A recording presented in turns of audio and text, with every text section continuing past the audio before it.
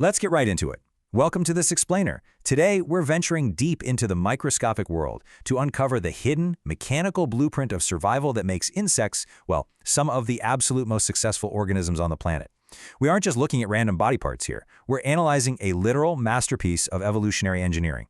By the end of our time together, I promise you, you're going to see these creatures in a completely new light. Okay, let's dive into this by challenging a really common misconception. Think about it.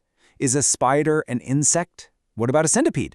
To truly understand insect architecture, we've got to isolate the true bugs from their evolutionary cousins.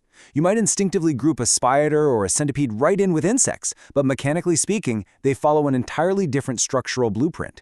So figuring out what actually makes a bug requires us to define the specific traits that separate them from the rest of the pack. To answer that, we actually have to look at the broader family tree, a massive group known as the phylum Arthropoda. Take the centipede, for example. It is a perfect specimen of a non-insect arthropod. You see, all arthropods share a few really foundational traits. They're bilaterally symmetrical, meaning the left side perfectly mirrors the right, plus they've got hard outer exoskeletons, segmented bodies, and jointed legs. But here's the kicker. Having those traits doesn't automatically grant you entry into the exclusive insect club. In fact, that exact same foundational blueprint applies to creatures you probably wouldn't expect at all, like lobsters. A lobster belongs to the crustacea class, yet it shares that very same arthropod family tree as the centipede and the spider. They all rock the armor, the segmented bodies, and the jointed limbs. But for our explainer today, we are zooming right past the lobsters, spiders, and centipedes and going directly into the class Insecta, which is also known as Hexapoda. And here it is, the defining architecture of a true insect. To make the cut and be classified in this elite group, an organism absolutely must have three highly specialized main body regions. That's the head, the thorax, and the abdomen. On top of that, they are strictly six-legged, which is exactly where the name Hexapoda comes from, and they possess antennae. This simple, yet incredibly effective three-part division of labor is the absolute structural foundation for everything they do. Let's break those down, starting with the first region, the head. Think of this as the ultimate sensory command center. It is packed with specialized tools designed to read the environment. You've got the eyes for vision, obviously. Then there are the palpi, which act as these highly sensitive little instruments for taste and touch. And towering above the whole operation are the antennae. These are incredibly complex instruments that can detect smell, physical touch, temperature changes, and even the presence of water. It's just a brilliantly efficient data-gathering hub. Let's move to and see how this builds the rest of the body. Right behind that command center lies the thorax, which is basically the biological engine room. This middle section is dedicated almost entirely to locomotion. Every single element of an insect's movement originates right here. It's just packed tightly with muscle tissue designed to operate all those intricate appendages, giving them the ability to traverse pretty much any terrain on Earth. And attached directly to this engine room are the 6 legs, which are absolute marvels of jointed engineering. Just look at the structural breakdown. A single insect leg consists of the coxa connecting to the body, followed by the trochanter, the femur, the tibia, and finally the tarsus right at the end, which often acts kind of like a foot.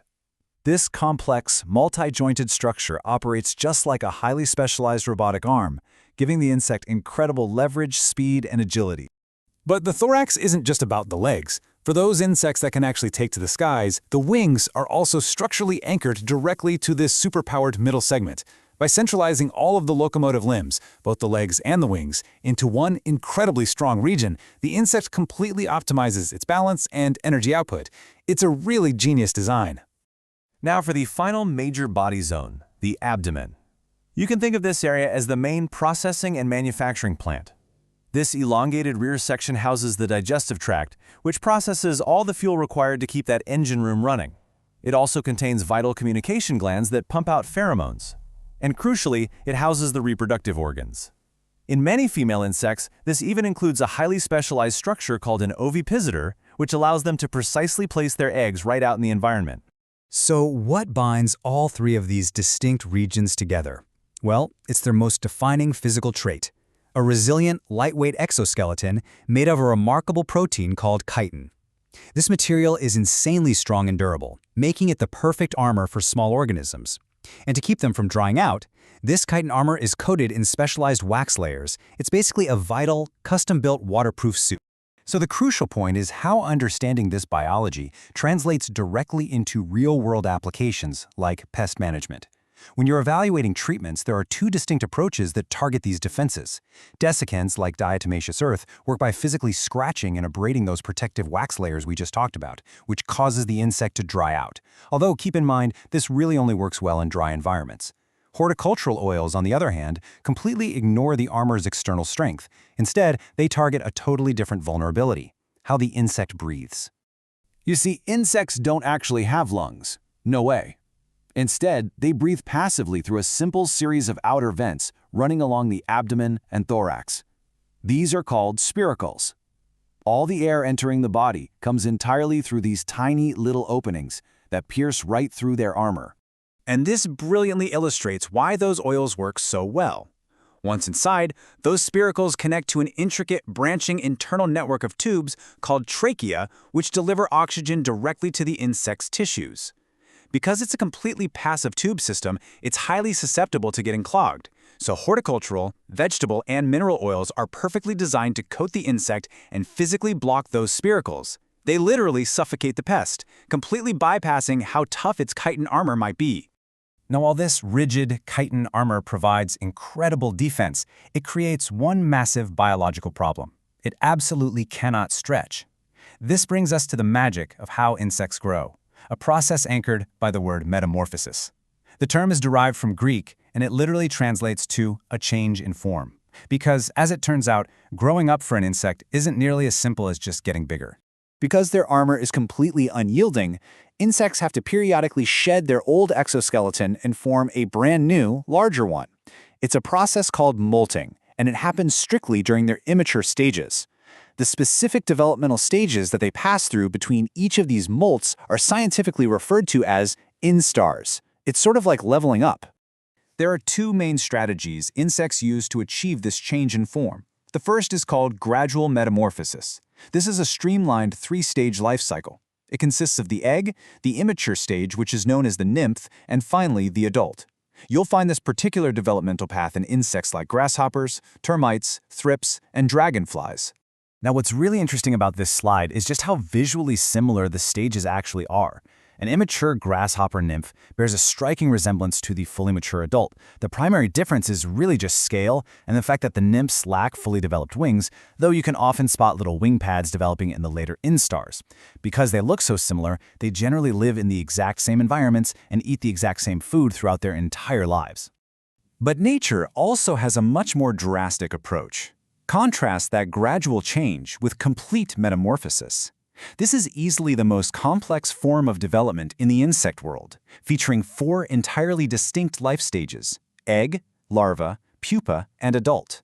This incredible evolutionary strategy is used by a massive variety of insects, including beetles, moths, flies, bees, wasps, fleas, and ants. Complete metamorphosis means a total radical physical change. Take the larva stage of a monarch butterfly, for instance. It looks absolutely nothing like the majestic winged adult it's destined to become. The larva acts as this dedicated eating machine, just packing away energy. It then enters the pupa stage, a resting state where its entire body essentially breaks down and radically reconstructs itself into that final adult form. It's basically a biological magic trick. And with these wildly different adult forms come highly adapted, specialized mouthparts that are perfectly suited for their specific survival strategies. The mechanical variation here is just astounding. You have chewing mouthparts on termites and crickets to break down solids. You've got piercing and sucking parts on fleas and plant bugs to extract fluids.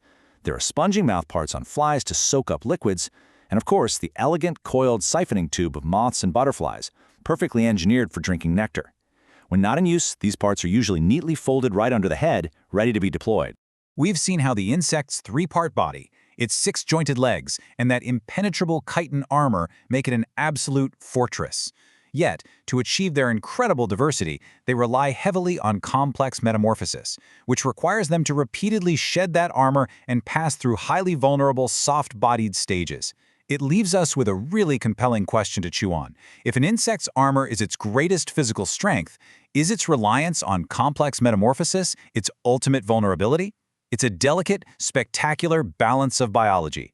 Thank you so much for joining me on this deep dive into the blueprint of insect survival. Keep observing, keep questioning, and I'll catch you in the next explainer.